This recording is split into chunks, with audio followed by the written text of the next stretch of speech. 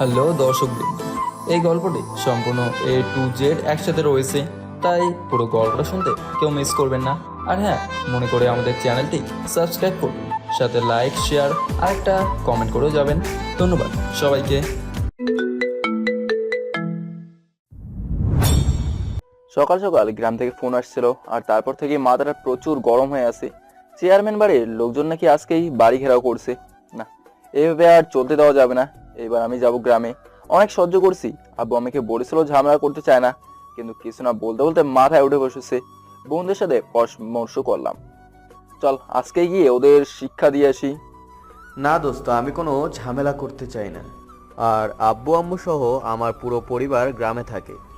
আমি থাকতে হয়তো কিছু করতে পারবে না, কিন্তু আমি চলে আসার পর যদি আমার পরিবারের লোকেদের উপর ওরা চড়াও হয় তখন কি হবে? আরে সেই সাহস পাবে না, এমন শিক্ষা দেবো না। না রে দোস্ত, আসলে এই গ্রামে ওদের প্রতিপক্ষ কেউ নেই, সবাই ওদের ভয় পায়। তোর আব্বুরও তো পাওয়ার কম না।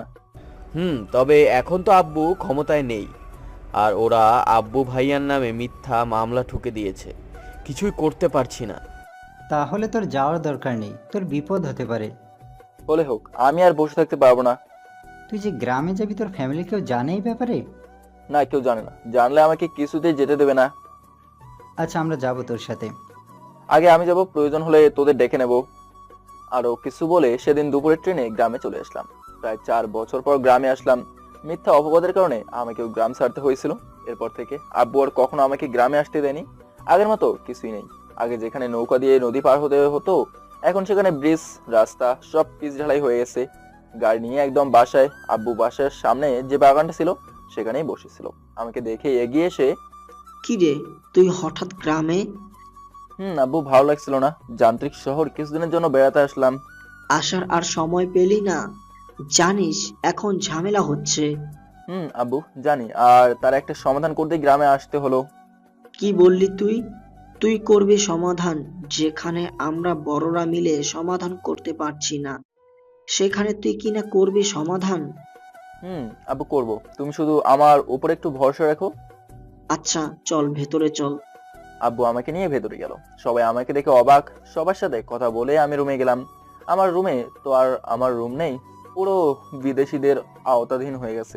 মাকড়সা, বিচ্ছু, ব্যাং আরো কত কি। না, এখন এই রুমে ওঠা যাবে না। আমি আব্বুর রুমে গিয়ে চেঞ্জ করে কিছু খেয়ে নিলাম, তারপর কাজে লাগলাম। সবকিছু ঠিকঠাক করলাম, কিন্তু রুমের ফ্যান, লাইট সব নষ্ট হয়ে গেছে। নতুন করে সব নিয়ে আসতে হবে। না, ওদের সাথে আনলে ভালোই হতো। একটু ফ্রিজে খাটিয়ে নিতে পারতাম। সালারা অনেক খেয়েছে আমার থেকে। আর এই বাড়িতে থাকা হয় শুধু দাদির জন্য। দাদার রেখে যাওয়া এই বাড়ি ছাড়া নাকি সে থাকবে না। সামনে বিশাল এক দালান, কিন্তু না, সেখানে থাকবে না। আর তার ছেলে মাকে রেখে ওই দালানে থাকবে না, শুধু ভাইয়া আর ভাবি থাকে। দালানে থেকে বোর হয়ে গেছি।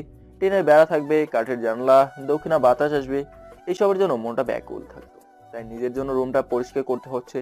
এখন ঘরে বিদ্যুতের ব্যবস্থা করতে হবে। বাসায় নাকি বাড়তি ফ্যান, লাইট, মশারি কিছুই নেই। ভাইয়ার বাইক নিয়ে ছুটলাম বাজারের দিকে। সব কিনলাম, কিন্তু নেব কিভাবে? গ্রামে আবার 3 চাকার ভ্যান পাওয়া যায়। আগে তো অনেক ছিল, কিন্তু এখন দেখছি না কেন।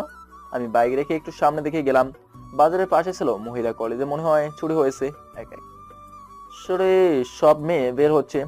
একটা পরিচিত হাঁটার ভঙ্গি আমার নজরে এলো। মুখ বাঁধা ছিল, বুঝতে পারছিলাম না এই কি সেই মেয়ে। আমি একটু সামনে এগিয়ে গেলাম ভালো করে দেখার জন্য। এই সেই অপরাধী চোখ। হয়তো আমাকে চিনতে পারেনি, তবে আমার নজর সে এড়াতে পারেনি। না, এসব ভেবে এখন সময় নষ্ট করলে হবে না। রাত হয়ে আসছে। একটা ভ্যান পেলাম, সেটাই সবকিছু উঠিয়ে নিয়ে আমি আগেই চলে গেলাম। সব চলে এসেছে, তারপর সব লাগিয়ে নিলাম। এখন একটু শান্তি মতো শুয়ে পড়লাম। দক্ষিণা দক্ষিণা বাতাস আসছে। ফ্যান ছাড়াই অনেক ভালো লাগছে। আমার আবার ভূতের ভয় বেশি। রাতে তো আর জানালা খুলে শুতে পারবো না, তাই ব্যবস্থা করে রাখলাম। গোসল করলাম, আসলে নামাজ পড়ে ঘুরতে বের হলাম। সাথে দুটো কাজিন আছে, সেই চেনা জানালা বিলে ধারে গেলাম। ছোটবেলা সারাদিন এখানেই পড়ে থাকতাম, গোসল করতাম। এখন হয়তো সাঁতার ভুলে গেছি। কিরে মামুন, মনে আছে সেই দিনের কথা? কোন দিনের কথা বলছিস? আরে সেই দিন, যেদিন গ্রামে এতগুলো মানুষের সামনে তোকে অপমানিত হতে হয়েছিল। এই জায়গা থেকেই তো ঘটনা শুরু হয়েছিল। মনে পড়েছে, কিন্তু বিশ্বাস কর, আমি কিছু করিনি। আমি তো প্রতিদিনের ন্যায় সেদিন গোসল করতে আসছিলাম। সেদিন যদি আমার সাথে দাওয়াত খেতে যেতিস তাহলে কিছুই হতো না। আচ্ছা, সেদিন আসলে কি হয়েছিল বলবি একটু? বললাম তো গোসল করতে আসছিলাম, কিন্তু আগে থেকেই ওই মেয়েগুলো ছিল এখানে। আমি ওদের দেখে একটু দূরেই গোসল করতে নামি, কিন্তু গোসল শেষ করে উঠে দেখি আমার শুকনো জামাগুলো ভিজে আছে। পাশ থেকে মেয়েগুলো হাসছিল। শীতের দিন ছিল, ভেজা কাপড়ে বাসায় যেতে অনেক কষ্ট হবে, এইসব ভেবে রেগে গেছিলাম। তারপর বললাম, আমার জামা কে ভিজিয়েছে? তখন ওই মেয়েটা দেখিয়ে দেয় ওর সাথে থাকা মেয়েগুলো। আমি ওর দিকে এগোতেই ও আবার পানিতে ঝাঁপ দেয়। আমিও সাথে সাথেই ঝাঁপ দিয়ে পেছন থেকে ধরে ফেলি। আমি তখন হয়তো ভুলে গেছিলাম যে আমরা দুজন প্রাপ্তবয়স্ক, আর এইভাবে পেছন থেকে জড়িয়ে ধরা আমাদের সমাজের চোখে অপরাধ। আমি ওকে ধরার পর ও কিছু বলেনি, কিন্তু উপর থেকে ওর বান্ধবীগুলো চিল্লিয়ে চিল্লিয়ে বলছিল, কে কোথায় আছো? এসে দেখে যাও, শয়তান ছেলেটা কিভাবে আমার বান্ধবীর সর্বনাশ করছে। আমি এতটাই রেগে গেছিলাম যে ওর বান্ধবীদের কথা কানে না নিয়ে ওকে ধরেইছিলাম। তখন কিছু লোক এসে আমাদের এই অবস্থায় দেখে ফেলে, কিন্তু আমার বাজে কিছু করার উদ্দেশ্য ছিল না, সেটা কাউকে বোঝাতে পারেনি। তবে সব দোষ থেকে মুক্তি পেতাম যদি সেদিন ওই মেয়েটা সবার সামনে ওর দোষের কথা স্বীকার করতো। কিন্তু ও তা না করে আরো বলল আমি নাকি আগে থেকে ওরে ডিস্টার্ব করতাম, বিভিন্ন রকম বাজে প্রস্তাব দিতাম, গায়ে হাত দিতাম। আমি ছেলে, তাই আমার কথার দাম কেউ দেয়নি সেদিন। তবে এখন যদি এসব হতো, আমি একাই সব কাটারে দেখে নিতাম। আচ্ছা ভাই, বাদ দে, যা হবার তা হয়ে গিয়েছে। মেয়েটার জন্য আমি শান্তি পাইনি, আর ওর বাপের জন্য আমার ফ্যামিলি শান্তি পাচ্ছে না। এবার কিছু একটা করতে হবে, শুধু তোদের আমার পাশে চাই। আচ্ছা, তোর কি প্রতিশোধ নিতে ইচ্ছে করে না? কিসের প্রতিশোধ? এই যে একটা মিথ্যে অপবাদের জন্য, লোকচক্ষুর আড়াল হওয়ার জন্য তোকে গ্রাম ছাড়তে হলো, তাই? করতো, কিন্তু আমার দোষ ছিল। একটা মেয়েকে এমনভাবে ধরা আমার উচিত হয়নি। তাই ভাবলাম দুজনই সমান দোষী, মাফ করে দিয়েছি। ওসব নিয়ে আর ভাবতে চাই না। প্রতিশোধ নেবার ইচ্ছে প্রথম দিকে ছিল, কিন্তু এখন আর নেই। আমরা দুজন সমান দোষী ছিলাম। আমার দোষের শাস্তি আমি পেয়েছি, কিন্তু ও পায়নি। আচ্ছা বাদ দে তো, ভাবি বানিয়েছিস নাকি? ভাবি মানে? বুঝলাম না। গার্লফ্রেন্ড নাই তো?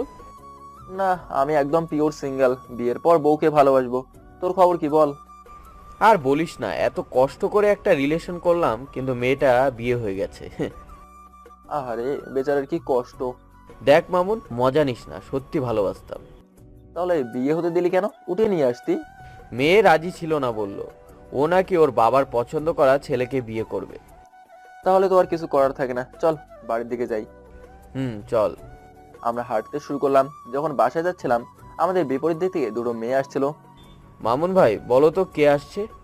কে আবার? অধরা আর সুস্মিতা। আরে বাহ, 4 বছর পর একবার দেখেই চিনে ফেলেছি।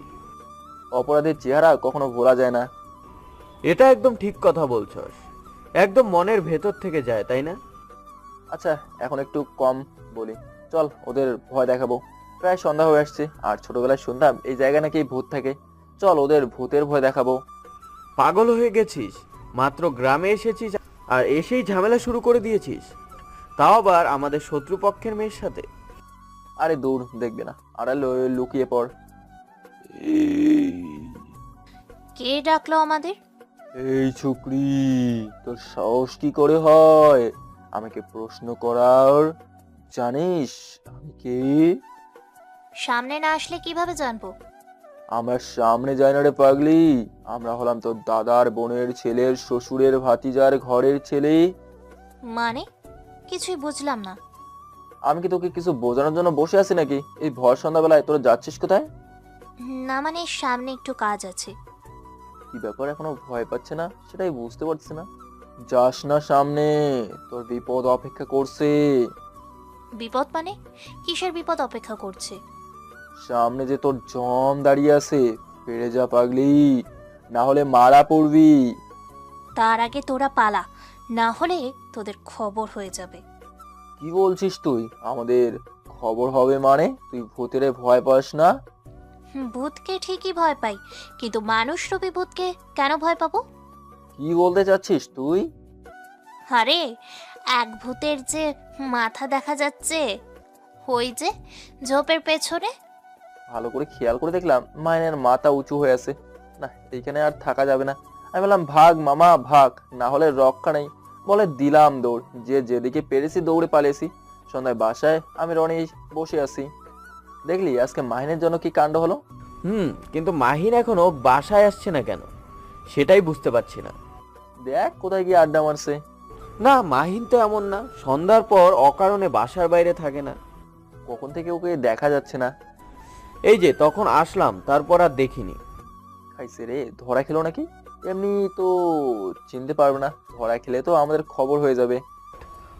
আমিও সেই ভয়ই পাচ্ছি। আবার না জানি কি ঝামেলা হয়ে যায়, বলা মুশকিল। মাহিনকে ফোন দে। ও ফোন বাসায় রেখে আসছিল তো। আচ্ছা চল বাইরে যাই, কেন, বাইরে কি করবি? খুঁজে দেখি পাই কিনা।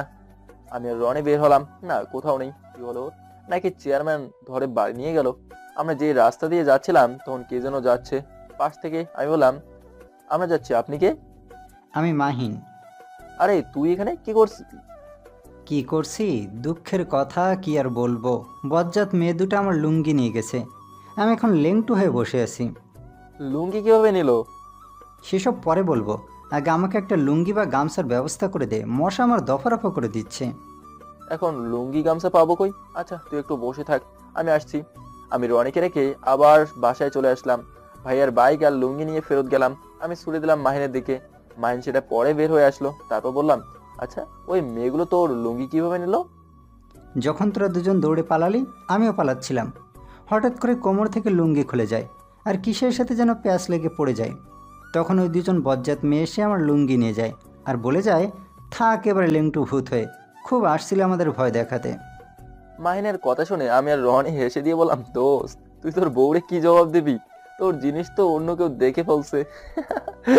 যাই হোক, এখন তো সন্ধ্যা হয়ে গেছে, অন্ধকার নেমে গেছে, তুই বাসায় চলে যেতি। পাগল হয়েছিস তুই? দেখিস না এই রাস্তায় লাইট আছে। আর বাসায় গেলাম কিন্তু রুমে কিভাবে যেতাম, সবাই তো দেখে ফেলতো। তো আমরা যদি না আসতাম তাহলে তুই কি করতি? ভাবছিলাম কারো মাথায় বাড়ি মেরে তার লুঙ্গি পরে বাসায় চলে যাব। ভালোই ভেবেছিস। তা ওরা কি তোকে চিনতে পেরেছে নাকি? সেটা কিভাবে বলবো। আচ্ছা চল বাসায় চল। মাহিনকে বাসায় নিয়ে আসলাম। আমি আর রনি সেই তখন থেকেই হেসেই যাচ্ছি। এত হাসার কিছু নেই, দেখলে দেখছে তো সমস্যা কি, কিছু তো আর নিয়ে যায়নি। কেন, নিয়ে গেলে কি খুব বেশি খুশি হতি নাকি? আমি সেটা কখন বললাম? না বলিসনি। তবে তোর কথা শুনে মনে মনে হলো আর কি। পরদিন আব্বু বাজারে গেছে, হঠাৎ বাসায় খবর এলো চেয়ারম্যানের সাথে নাকি কি ঝামেলা হয়েছে। ভাইয়া খবর পেয়ে বাইক নিয়ে ছুটে গেছে। আমার কথা হয়তো ভুলেই গেছে। আমার রুমে আমি আগে থেকেই ছোট এক টুকরা পাইপের খণ্ড রেখে দিয়েছি। আমি সেটা নিয়েই দৌড় দিলাম। উদ্দেশ্য উল্টাপাল্টা কিছু হলে আজকে সব কটাকে দেখে নেব। দৌড়তে দৌড়তে হাঁপিয়ে গেছি, কিন্তু রাস্তা শেষ হচ্ছে না। আমি পৌঁছাতে পৌঁছাতে অনেক কিছুই হয়ে গেছে। বাবার ভাইয়াকে ঘেরাও দিয়ে আছে কয়েকজন, সংখ্যায় তেমন বেশি না। বাবার চেয়ারম্যান বসে আছে। আমি সেখানে গিয়ে বাবার পাশে দাঁড়ালাম। চেয়ারম্যান আমাকে দেখে কিছুটা অবাক হয়েছে হয়তো, কিন্তু সে সেই সব দেখে মনোনিবেশ না করে তার কথা চালিয়ে যেতে লাগলো। সেটা হলো গিয়ে আমাদের কিছু ধানি জমি আছে, সেগুলো তার কাছে বিক্রি করে দিতে হবে। আর উদ্দেশ্য সেখানে ক্লাব গড়ে তুলবে, হয়তো সরকার থেকে অনুদান পেয়েছে তাই। আব্বু কিছুতেই বিক্রি করবে না, কিন্তু নাসর বান্দার মতো চেয়ারম্যান বলেই যাচ্ছে। তারপর আমি বললাম, দেখুন চেয়ারম্যান সাহেব, আব্বু বারবার বলছে সে তার জমি বিক্রি করবে না, তবু কেন আপনি বারবার এক কথা বলে যাচ্ছেন? এই তুই কথা বলার কে? আমি তোর আব্বুর সাথে কথা বলছি। আমি কে মানে? যার জমি নিয়ে কথা বলছেন আমি তার ছেলে, আর এই বিষয়ে আমি কথা বলতেই পারি। আমরা ওই জমি বিক্রি করব না, আপনি অন্য জমি দেখেন। আমার ওই জমিটুকু চাই। কত শতাংশ কিনতে যাচ্ছেন? রাস্তার 5 থেকে 10% হলেই হবে। আচ্ছা, কিনতে হলে পুরো জমি কিনতে হবে, কিনবেন না আপনি? না, আমার পুরো জমি লাগবে না।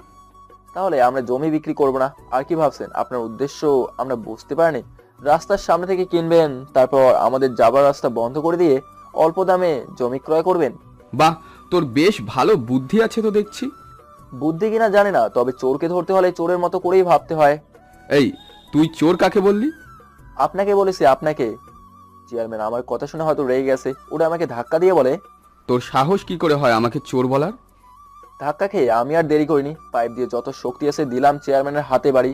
আজকের রাগ আর 4 বছরের আগের রাগ দুটা মিলিয়ে একদম জোশ হয়েছে।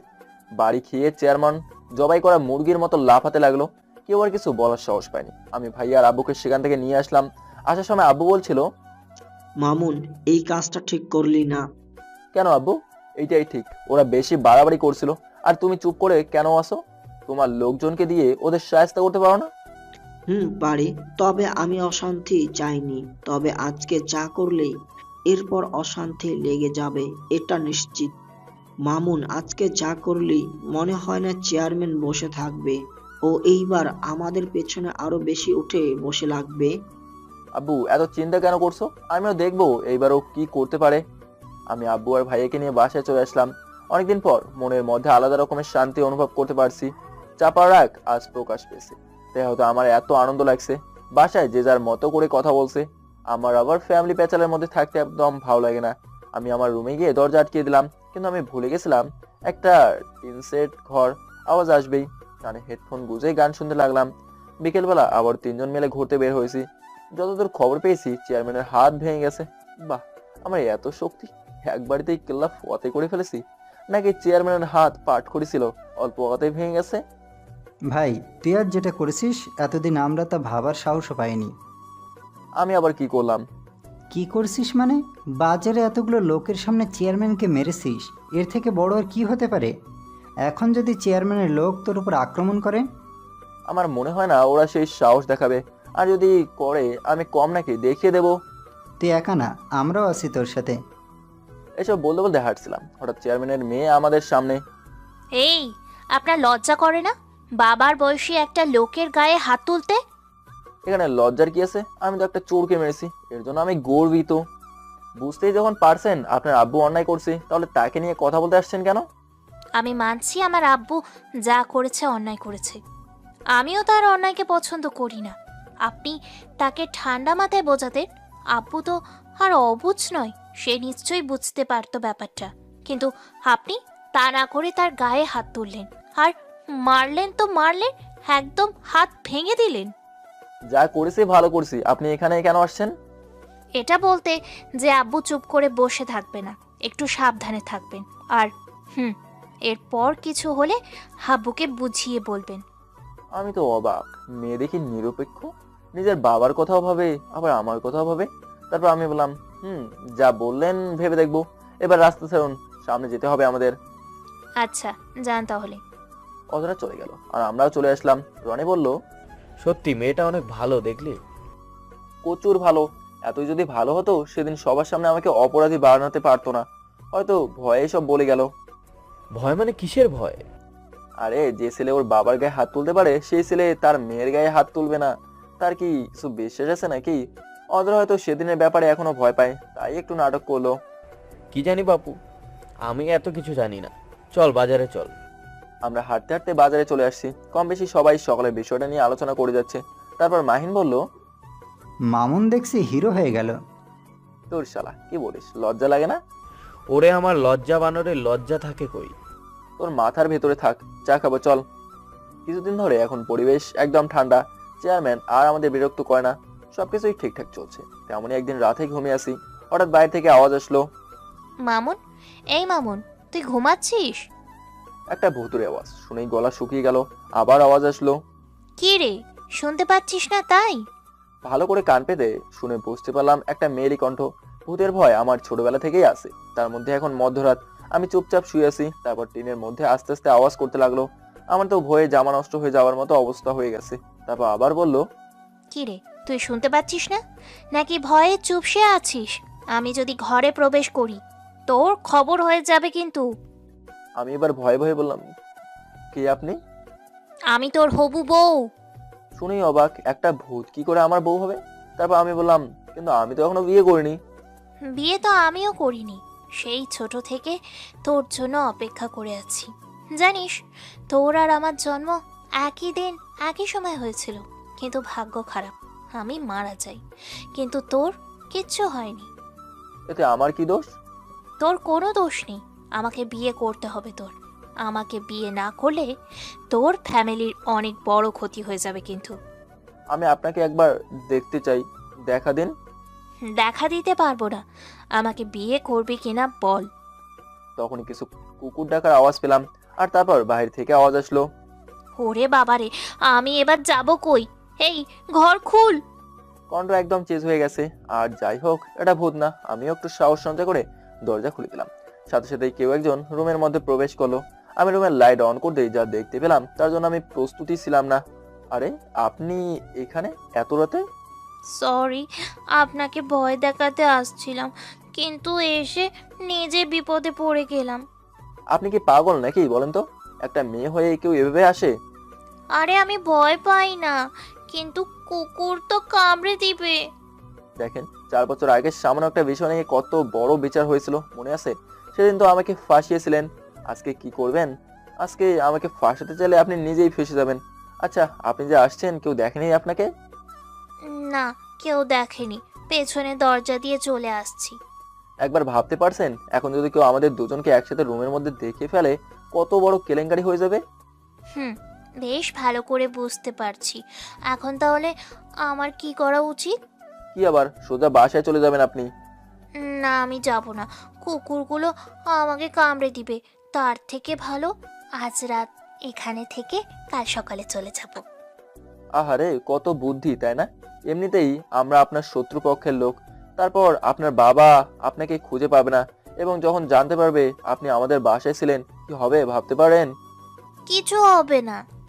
আপনার বাবা মিথ্যে একটা মামলা করবে, আর সেখানে উল্লেখ থাকবে আমরা আপনাকে অপহরণ করে আপনার বাবার কাছ থেকে বিপুল পরিমাণে অর্থ দাবি করছি। আপনি কি করে বুঝতে পারলেন আমার বাবা এখন কিছু একটা করবে? কি করে আর বুঝলাম, বাট চোরকে ধরতে হলে চোরের মতো করেই ভাবতে হয়। এই চুপ, আমার বাবা চোর না।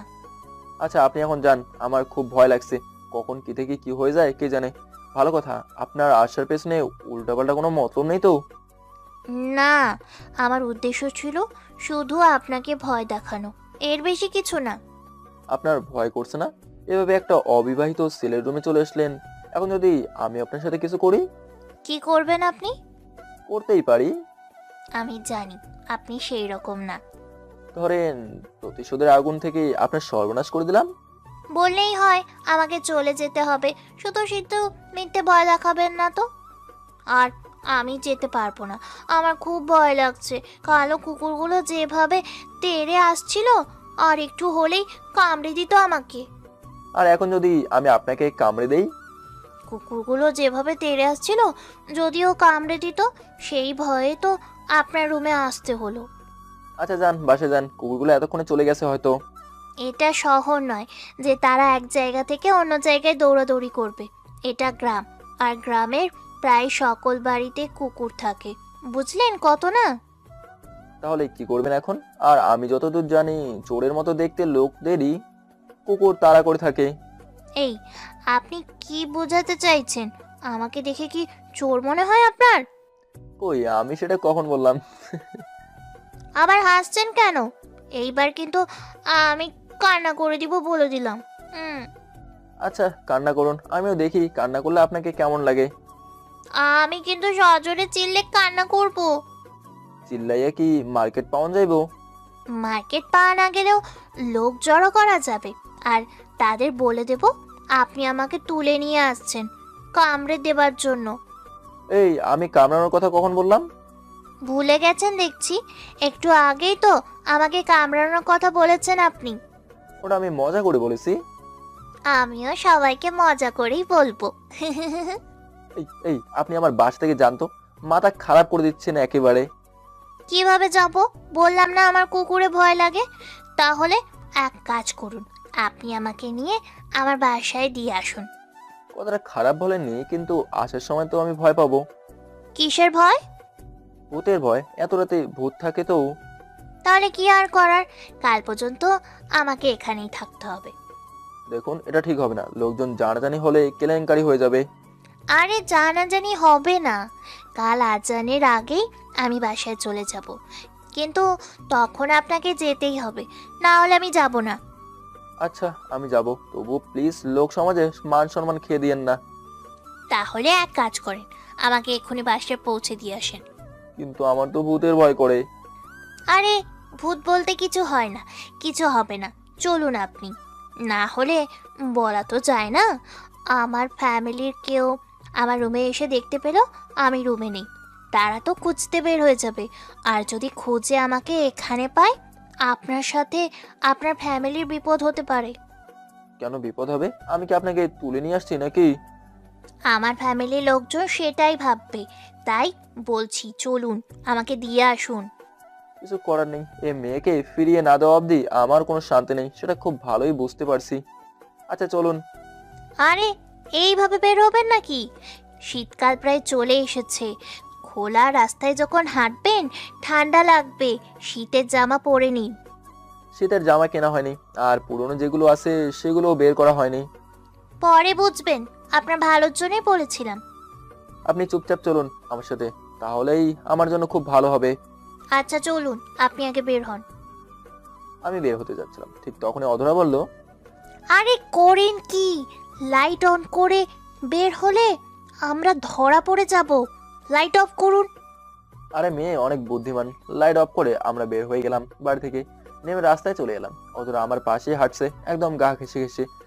আমি বললাম, কি হলো, গা ঘেঁষে হাঁটছেন কেন? আমার ভয় করছে তো। তাহলে আমাকে ভয় দেখাতে গেছিলেন যে? তখন তো তেমন রাত ছিল না। একটু খোলা মাঠে আসতেই মৃদু বাতাস গায়ে লাগতে শুরু করলো। পাতলা একটা টি শার্ট গায়ে ছিল। সত্যি এখন প্রচন্ড শীত লাগছে, রীতিমতো আমার কাঁপাকাঁপি শুরু হয়ে গেছে। অধরা বলল, কি এখন কাঁপছেন কেন? আমি তো আগেই বলেছিলাম শীতের কাপড় পরে আসতে। আমার কথা তো শুনলেন না, এখন মজা বুঝেন। তোর আমি জানতাম নাকি এখনই এত শীত লাগবে? তার জানবেন কিভাবে? অনেক দিন হলো গ্রাম ছেড়েছেন, গ্রামের আবহাওয়া সম্পর্কে কিছু জানেন না। আপনার কি খুব শীত লাগছে? অনেক ঠান্ডা লাগছে আমার। তাহলে এই নিন, আমার ওড়নাটা গায়ে পেঁচিয়ে নিন। আরে আরে করেন কি এসব? ওড়না কেন আমাকে দিচ্ছেন? সমস্যা কোথায়? এখন তো রাত, কিছু দেখা যাচ্ছে না। তো কি হয়েছে, আপনার ওড়না আপনার কাছে রাখুন। তারপর দুজন চুপচাপ হাঁটতে হাঁটতে অধরাদের বাসার কাছে চলে এসেছি। এই, আপনার আজকে বাসায় ফিরে আর কাজ নেই। ও মা, বাসায় ফিরবো না তো আমি যাব কোথায়? আমার বাসায় থেকে যান। আপনি না ভূতে ভয় পান। আর জানেন তো, যে রাস্তা দিয়ে ফিরবেন জায়গাটা তেমন ভালো না। আর ভয় দেখাই না তো, আমি যেতে পারবো। জানেন কিছুদিন আগে কি হয়েছে? কি হয়েছে? একটা লোক পাশের গ্রামে গান শুনতে যাচ্ছিল, হঠাৎ কয়েকটা ছায়ামূর্তি তার পেছনে লাগে। তারপর কি হলো? সে প্রথমে ভেবেছিল হয়তো তার ভুল ধারণা, কিন্তু যখন লোকালয়ে পেরিয়ে গেল তখন নাকি ছায়ামূর্তিগুলো তাকে ঘিরে ধরলো আর তারপর তাকে ক্ষত বিক্ষত করে দিল। তারপর তার আঙুল আর চোখ খুঁজে পাওয়া যায়নি। অদূরের কাছে এমন গল্প শুনে আমার প্যান নষ্ট হয়ে যাওয়ার মতো অবস্থা হয়েছে। আমার মধ্যে আর এতটুকু সাহস বাকি নেই যে একা একা এত রাতে বাসায় ফিরবো। কাউকে কল দিয়ে যে আনবো সেই সাহসও পাচ্ছি না, যদি যাবার সময় আবার দুজনকেই ধরে গিলে খায়। তারপর অধরা বলল, তাহলে আপনি বাসায় যান, আমি গেলাম। এই একটু শুনুন, হ্যাঁ বলুন, কি বলবেন? আজ রাতে আপনার সাথে থাকি। আমার সাথে থাকবেন মানে? না মানে আপনার রুমেই ঘুমাবো। আচ্ছা চলুন। আপনি আমার এত বড় উপকার করেছেন, আর আমি তো আপনার এইটুকু উপকার করতেই পারি, তাই না? বলুন। অধরা আমাকে ওর রুমে নিয়ে গেল। এরপর একদম পরিবারের সাজানো গোছানো একটা রুমে গিয়ে আমি অধরাকে বললাম, আমি ওয়াশরুম থেকে আসছি। হ্যাঁ, বুঝতে পারছিলাম, আর একটু বললে প্যান্ট নষ্ট করে দিবেন, তাই তো আর কিছু বলিনি। আমি ওয়াশরুম থেকে ফ্রেশ ট্রেশ হয়ে বের হলাম। অধরা বলল, এই, আপনি কি খাবেন? এত রাতে আর কি খাবো, আমার ঘুম পাচ্ছে, আমি ঘুমাবো। আচ্ছা, আপনি যান, গিয়ে এই সাইডে শুয়ে পড়ুন। তাহলে আপনি ঘুমাবেন কোথায়? রুমে না আছে কোনো সোফা, না আছে অন্য কিছু, শুধুমাত্র একটা খাট আর ওই পড়ার টেবিলটা। আমি ওই পাশে শুয়ে পড়বো। ও মা, এত অবাক হওয়ার কিছু নেই, মাঝে একটা কোল বালিশ থাকবে, বুঝলেন কি না? এমনটা হবে জানলে আমি তো আপনাকে আমার বাসায় রেখে দিতাম। তো তো রাখলেন না কেন? আমি তো থাকতেই চাইছিলাম। আমি ভাবলাম পরে যদি আবার কোনো সমস্যা হয়। এই, কথা না বলে ঘুমান, কেউ আবার শুনে চলে আসবে, পরে আবার আরেক ঝামেলা হবে। আর কি করার, আমি শুয়ে পড়লাম। কিছুক্ষণ পর অধরা আসলো, মাঝে কোল বালিশ রেখে কি করলো জানি না। আমি অন্যদিকে ঘুরে শুয়ে আছি। একদিকে ভূতের ভয়, আরেকদিকে চেয়ারম্যানের ভয়, সব মিলিয়ে আমি একদম গুটি গুটি মেরে শুয়ে আছি। শীত লাগলে কম্বল গায়ে নিন। না, আমার শীত লাগছে না। তাহলে গুটি সুটি মেরে শুয়ে আছেন কেন? ও, বুঝতে পারছি, ভয় পাচ্ছেন। ভয় পাবার কিছু নেই, আমার রুমে সাধারণত রাতে কেউ আসে না, আর যদিও কেউ চলে আসে আপনাকে খাটের নিচে চালান করে দেব। এবার ঘুমান তো। আপনি ঘুমান, আমার ঘুম আসছে না। আপনি যে অবধি না ঘুমাবেন আমিও ঘুমাবো না। কেন, আপনার আবার কি হলো? যতই হোক আপনি একটা পরপুরুষ, নিজের সেফটি বলেও তো একটা ব্যাপার স্যাপার আছে, তাই না? আমাকে কি ওই ধরনের ছেলে মনে হয় আপনার? কিছু মনে করবেন না, ভয় লাগে। যদি একা পেয়ে আপনার মধ্যে কুবুদ্ধি চলে আসে, তখন আমার কি হবে? এত যদি ভাবতেন তাহলে আজকে আমার বাসায় আমাকে ভয় দেখাতে যাইতেন না। যা হয়েছে ভুলে যান, এখন একটু ঘুমান প্লিজ, আমার প্রচুর ঘুম পাচ্ছে। আমি আর কিছু বললাম না, চোখ বুজে ঘুমানোর ট্রাই করলাম। কিছুক্ষণ পর ঘুমিয়ে গেলাম।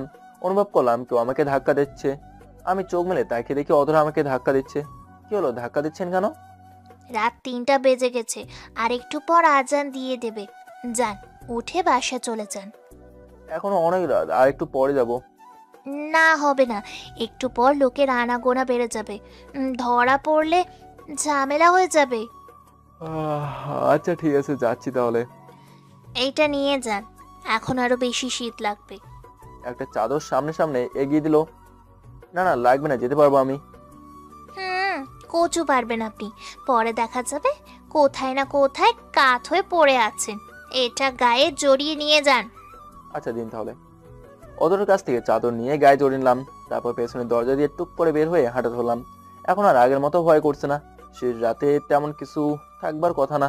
আমি গুটি গুটি পায়ে হেঁটে চলেছি। সত্যি চাঁদের গায়ে থাকা সত্ত্বেও আমার বেশ শীত লাগছে। হাঁটতে হাঁটতে বাসায় চলে এসেছি। এসে রুমে গিয়ে দরজা আটকে ঘুমিয়ে গেলাম। এমনিতেই অত রাতে ঘুমিয়েছি, আবার ডেকে তুলছে বাসায়। এসে ঘুমিয়ে গেলাম। আবার সকালে ডাকাডাকি শুরু হয়ে গেছে। ভালো লাগে না আমার কি জন্য যে গ্রামে এসেছিলাম। এখন হাড়ে হাড়ে মজার টের পাচ্ছি। ঘুম থেকে উঠে ব্রাশ হাতে নিয়ে বের হলাম। আব্বুর সাথে এখন নাকি জমিতে যেতে হবে। ব্রাশ করছি আর আব্বুর পেছন পেছন হাঁটছি। সব জমিগুলো ঘুরিয়ে ঘুরিয়ে দেখাচ্ছে। আমাকে বলে লাভ কি? আমি কি সব চাষবাস করবো নাকি? আর এই কাজ কি আমাকে দিয়ে হবে? হঠাৎ আব্বু বলল, কিরে, তুই কিছু বলছিস? না না আব্বু, কিছু বলিনি। আচ্ছা যা, তুই বাসায় চলে যা, আমি একটু বাজারে যাব। আব্বু একা বাজারে যাবে নাকি? যদি কোনো বিপদ হয়? হবে না, সেদিনের পর থেকে চেয়ারম্যান আর কোনো ঝামেলা করেনি। আচ্ছা আব্বু যাও তাহলে, যদি কোনো ঝামেলা হয় তাহলে আমাকে ফোন দিও। আচ্ছা বাবা, দিব, যা বাসায় যা। আমি বাসায় চলে আসলাম। খেয়ে দিয়ে বসে আছি। কাল রাতের কথা ভাবছি। এই মেয়েটার কি সাহস, বাবা গো! আমার বাসায় আসলো, আবার আমাকে তার বাসায় নিয়ে রাখলো। অধরা সত্যি অনেক ভালো। তা না হলে মিথ্যা অপবাদ দিয়ে আমাকে মায়ের খাওয়াতে পারতো। ওর বাসায় যখন ছিলাম তখন যদি লোক ডেকে বলতো। না না, এত কিছু ভেবে তো দেখিনি। যাই হোক, তেমন কিছু তো আর হয়নি। সেদিন বিকেলবেলা হাঁটতে বের হয়েছি। দেখি অধরা আর ওর বান্ধবী আসছে। মনে হয় ওরা আমাদের মতোই ঘুরতে বের হয়েছে। আমাকে দেখে অধরা আমার কাছে আসলো। কি ভালো আছেন তো? আর যাবার সময় কি প্যান্ট নষ্ট করে দিয়েছিলেন নাকি? এটা বলেই হাসাহাসি শুরু করে দিল। এই আমাকে কিন্তু অপমান করা হচ্ছে। কই, আপনাকে কখনো অপমান করলাম? তাহলে আমার দুর্বলতা নিয়ে হাসছেন কেন? আর আপনি মনে হয় খুব সাহসী, তাই তো। আর বলতে দিল না অধরা। আমার মুখ চেপে ধরলো। পাশ থেকে ওর বান্ধবী বলল, কি রে অধরা, তুই ভাইয়ার মুখ চেপে ধরলি কেন? আরে তোকে বলেছিলাম না, সেই ব্যাপারটা বলতে চাচ্ছিল। তো ভাইয়াকে বলতে দে, মুখ চেপে ধরার কি আছে? না, তোর কিছু শুনে লাভ নাই। আচ্ছা ভাইয়াকে ছেড়ে দে, আমাদের দেরি হয়ে যাচ্ছে। অধরা আমার মুখ থেকে হাত সরিয়ে নিল আর বলল, আচ্ছা হাসি তাহলে, ভালো থাকবেন। আর সন্ধ্যার আগে বাসায় যাবেন, এখানে কিন্তু ভূত থাকে। ওরা চলে গেল। আমিও বাসায় চলে আসলাম। বাড়িতে পিঠা বানাচ্ছে। আহা, কি সুন্দর ঘ্রাণ ছড়িয়েছে বাড়ি জুড়ে। সন্ধ্যার একটু পরেই হঠাৎ অধরা কোথা থেকে যেন এসে আমাদের বাড়িতে উপস্থিত। আমি বাইরে বসেছিলাম। প্রথমে দেখে অবাক না হলেও সোজা যখন আমাদের রান্নাঘরে গেল তখন অবাক কথা শুনতে পেলাম। চাচা, কিছু মনে করবে না, এত সুন্দর ঘ্রাণ ছড়িয়েছে, না এসে থাকতে পারলাম না। দিন তো চাচি, 2টা পিঠা দিন, খেয়ে মনটা শান্তি করি। আরে তুমি এই বাড়িতে?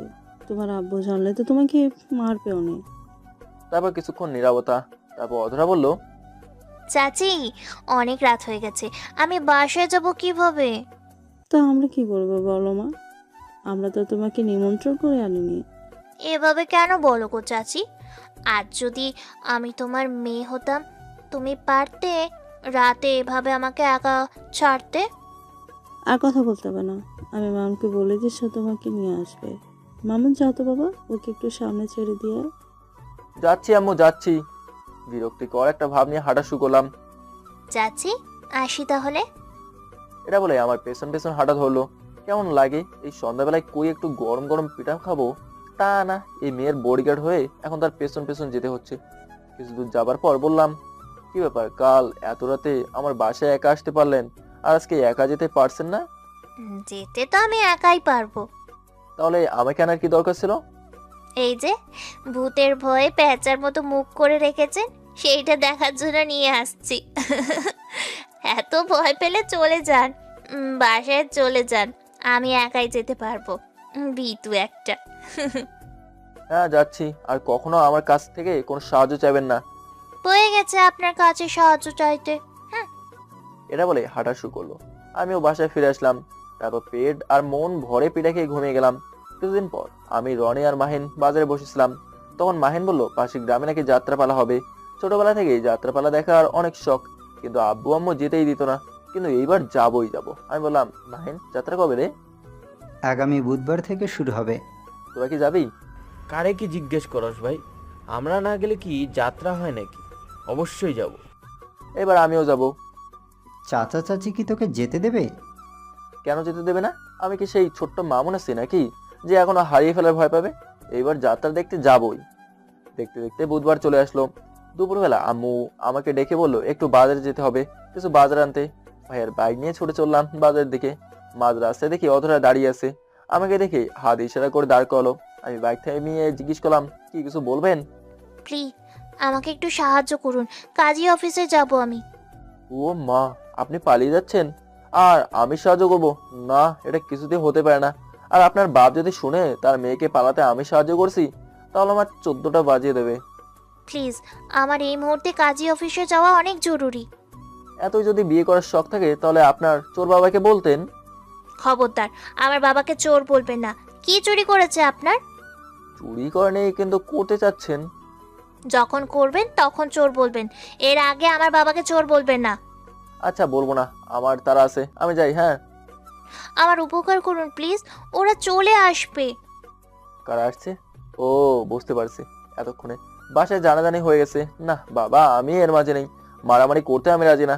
আপনি অন্য পথ দেখেন। বুঝতে কেন পারছেন না?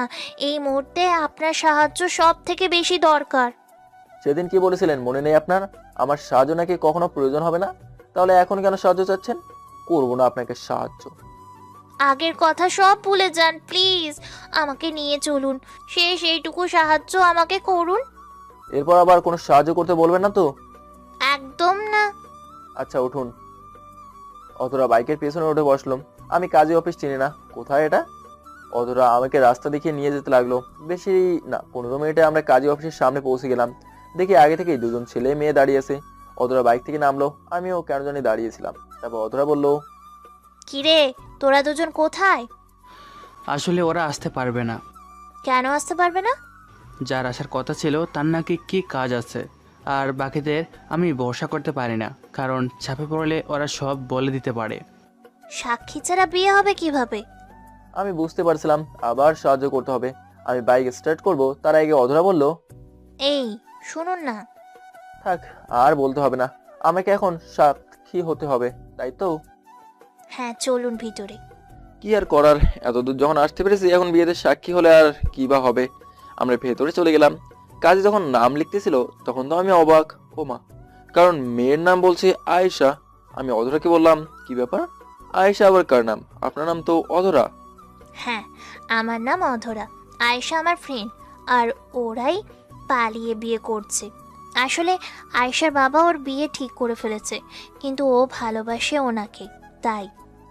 আগে বলবেন তো, তাহলে সেই তখনই আপনাকে নিয়ে আসতাম। আমি জানি এই কথা বলে আপনি বলতেন আমি মিথ্যে বলছি, হ্যাঁ ত্যান। বিয়ের সকল কাজ সমাপ্ত হলো। তাহলে আপনারা যাবেন কোথায়? আমার খালার বাসায়। খালা যদি আপনার বাসায় জানিয়ে দেয়? না, তা কখনোই জানাবে না। আচ্ছা, তাহলে আপনারা যান। কিন্তু আমার ভয় করছে এক জায়গায়। কিসের ভয়? যদি একানব্বই লোক আসে আর গাড়ি চালকদের জিজ্ঞেস করে, তাহলে যদি ওরা বলে দেয়। আচ্ছা চলুন, আমি আপনাদের দিয়ে আসি। দিতে যাচ্ছেন যান, তার আগে আপনার নাম্বার আমাকে দিয়ে যান। কেন? আমার নাম্বার দিয়ে আপনি কি করবেন? তেমন কিছু না, ওদের ঠিক মতো পৌঁছে দিয়েছেন কিনা সেটাই জানবো। জানতে হলে ওদের কাছ থেকে জেনে নেবেন। পাগল নাকি আপনি? ওরা যাচ্ছে পালিয়ে, কেউ সেটা জানে না। যদি কোনোভাবে বুঝতে পারে আমি ওদের পালাতে সাহায্য করেছি, তাহলে আমার 12টা বাজবে।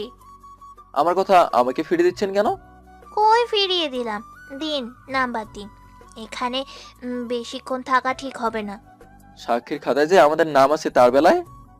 কাটিয়ে নেওয়া যাবে, কিন্তু ওদের সাথে আর যোগাযোগ রাখা যাবে না। ভাইয়া নাম্বারটা দিয়ে দিন, দেরি হয়ে যাচ্ছে।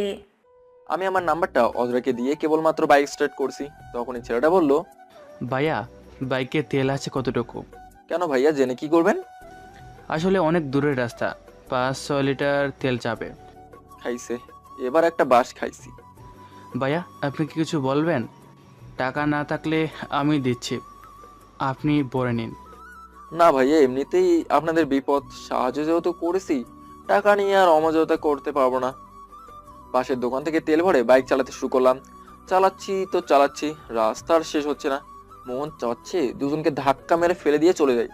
বাসায় ফোন করে জানিয়ে দিয়েছি আমি ঘুরতে যাচ্ছি। মনে মনে দুঃখ লাগছে, আজকে যাত্রা দেখতে যাবার কথা ছিল, কিন্তু সেটা আর হবে না মনে হয়। বিকেল বেলা পৌঁছলাম ছেলের খাওয়া বাসায়। ফিরতে ফিরতে রাত হয়ে যাবে। তাদের বিদায় দিয়ে উল্টো পথে চালাতে শুরু করলাম। ভীষণ রাগ হচ্ছে অতরার উপর। আসার পর থেকে আমার পেছনে পড়ে আছে, আর একটার পর একটা বাস দিয়েই যাচ্ছে। বজ্জাত মেয়ে একটা। বাইক চালাচ্ছিলাম, ফোন আসলো। আমি বাইক রাস্তার পাশে থামিয়ে ফোন বের করে দেখলাম একটা অপরিচিত নাম্বার থেকে কল আসছে। জানি এটা অধরা ছাড়া আর কেই বা হবে। রিসিভ করতেই বলল, হ্যাঁ ম্যাডাম বলুন, আপনাকে আর কিভাবে সাহায্য করতে পারি? এভাবে বলছেন কেন? তো আর কিভাবে বলবো আমি? সেই দুপুর থেকে বাইক চালিয়ে যাচ্ছি তো যাচ্ছি। এত রেগে আছেন কেন? খেয়েছেন কিছু? কিভাবে খাবো? পকেটে একটা টাকাও নেই, সব টাকা দিয়ে তেল ভরছি। ঠিক ভেবেছিলাম ক্ষুধা লেগেছে আপনার, তাই এত রেগে আছেন। আচ্ছা, বিকাশ নেই আপনার? না, প্রয়োজন হয় না। তাহলে কিভাবে হবে? আচ্ছা, আপনি আসুন। বলেই কল কেটে দিল। যাবার সময় যতটা সময় লেগেছে এখন লাগবে না, ফুল স্পিডে চালাবো। এবার প্রায় 1.5 ঘন্টার মধ্যেই আমি গ্রামে চলে আসছি। গ্রামে ঢুকে কিছু দূর যাওয়ার পর দেখি সোলার লাইটের নিচে কেউ একজন দাঁড়িয়ে রাস্তার দিকে তাকিয়ে আছে। দূর থেকে খেয়াল করছিলাম, কাছে যেতেই দেখি অধরা। কিন্তু রাতে এখানে এভাবে কি করছে? কি ব্যাপার ম্যাডাম, কার জন্য অপেক্ষা করছেন? হ্যাঁ, করছিলাম, সে এসে গেছে।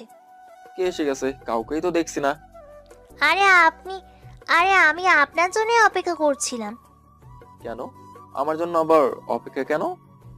আপনি না খেয়ে আছেন আমার জন্য, তাই খাবার নিয়ে এসেছি। আরে আরে করছেন কি? আর একটু পর তো আমি নিজের বাসায় চলে যাব। হ্যাঁ, তা যাবেন, কিন্তু আমার জন্য সারাদিন না খেয়ে আছেন, তাই নিজে রান্না করে নিয়ে এসেছি। আমি খেতে পারবো না, দেরি হয়ে যাবে। একটু তো সময় লাগবেই, এত কষ্ট করে রান্না করে নিয়ে এসেছি, প্লিজ না খেয়ে যাবেন না। এখন এখানে দাঁড়িয়ে খেলে যদি কেউ দেখে ফেলে তাহলে কি হবে? এখন তেমন মানুষ আসবে না, যারা আসার তারা এসে গেছে, আর না হয় 10টার পর আসবে। আচ্ছা যান, বাড়ি চলে যান। আমি এত কষ্ট করে রান্না করেছি।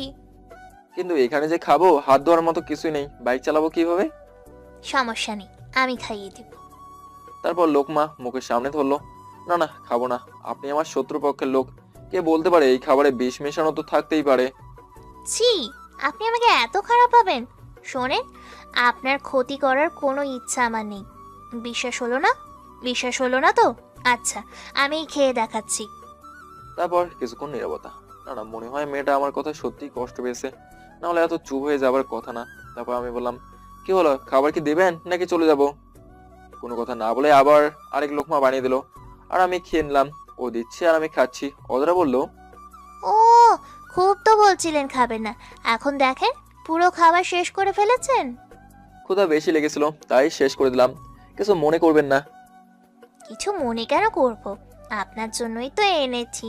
মুখে খাবার লেগে আছে। টিস্যু নেই আপনার কাছে? আরে আমি কি বেড়াতে বের হয়েছিলাম যে টিস্যু রাখবো?